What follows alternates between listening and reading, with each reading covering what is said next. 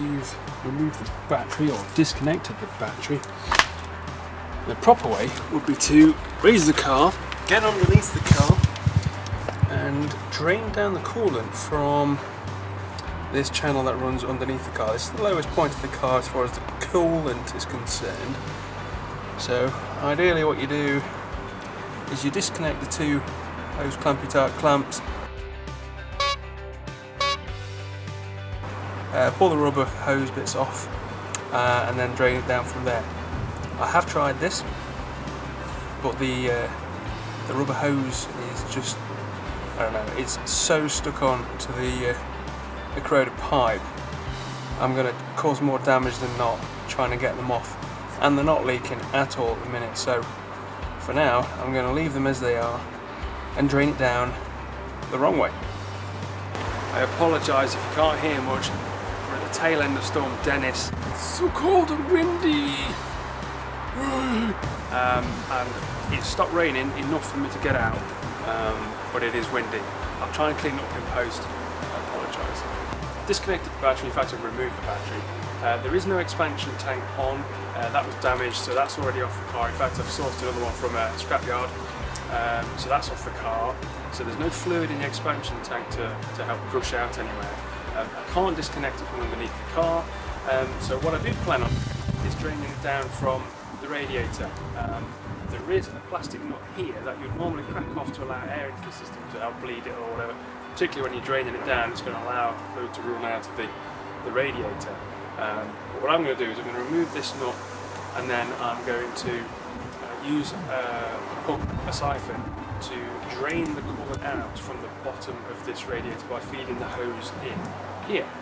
That should get most of it, at least enough to stop it gushing out when I change the water pump on my way to doing the belt and the gasket. So fingers crossed this works. Hello, right, so this is, it's not all that old, although it looks a little bit old. So I last used this to change the oil on my daily driver, which is now the A6. It has a top-mounted oil filter, so there's no need to get underneath the car at all. All you do is drain the oil out of it using one of these, change the filter, which is already at the top, and that's your oil change done. Really good if you can do it, no need to get the car up. So I plan to use this to drain down the fluid on the car. Now there is a little bit of oil already in it, which I don't want to get into the system with the MG.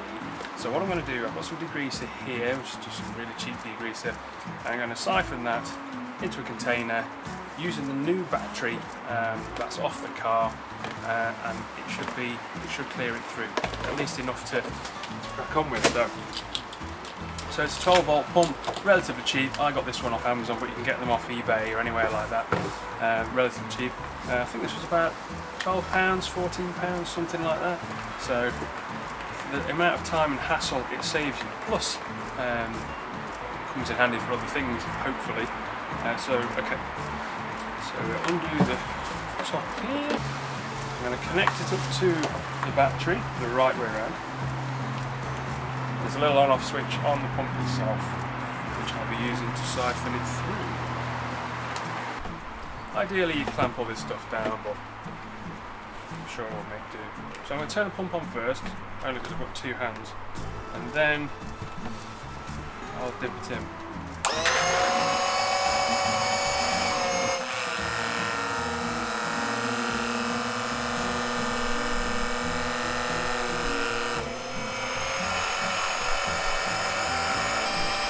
To be honest, you could probably run some water through it to help clear it out. In fact, I'm going to do that. Right, back with some water. So I'm just going to run it through just to help clear it out a little bit more.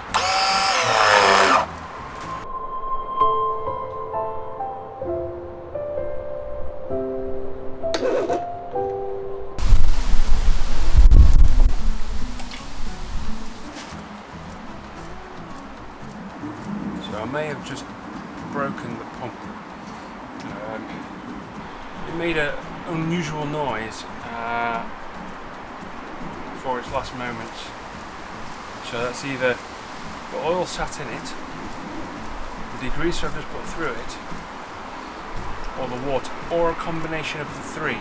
has killed it.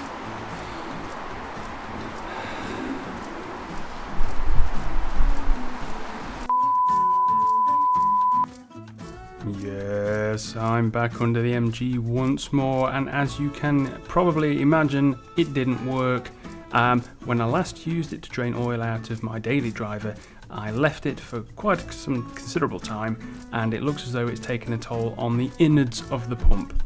So I tried it the following day. I left it overnight to see if drying or whatever could help. I turned it on the following day, and all that came out of it was a puff of smoke. So that is now in the bin, and I'm going to have to attempt to do this the original way, which is the proper way, which is to release one of the two hoses from the rails that run underneath the car to try and drain it down from underneath. Now, it is going to help if you can get the car quite a bit off the ground. Ramps would be ideal. This car is just on 4 axle stands, so there's just enough room to get in underneath, but it is tight. I'm going to be using really basic tools, so I'm going to be using a pair of mole grips, a flathead screwdriver, and I have seen a technique on YouTube already where using a bit of WD-40, if you can get it in there even just a little bit, can help free things off. So that's my approach for this job.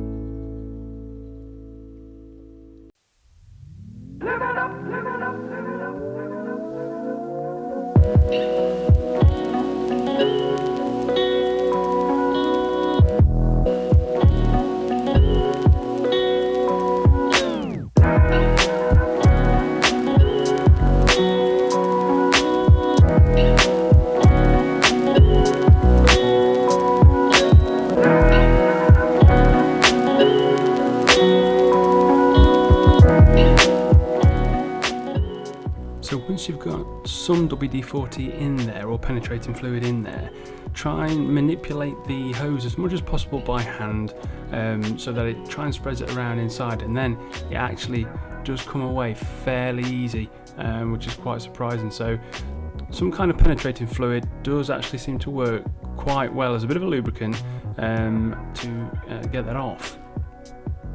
Oh, and one other thing before you take this kind of a job on is do make sure you have some sort of container to catch the fluid that's coming out of the car, as you'll need to take this to your local recycling centre.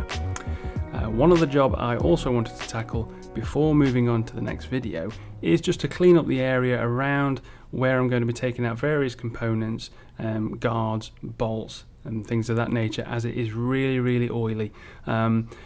To be honest, I could have probably done this when I've taken a few bits off, and I'll probably do a deeper clean when that time comes. However, I just wanted to get as much of it off as possible, just so I can see the bolts, the heads of the bolts, and it just make things life a little bit easier for me later on.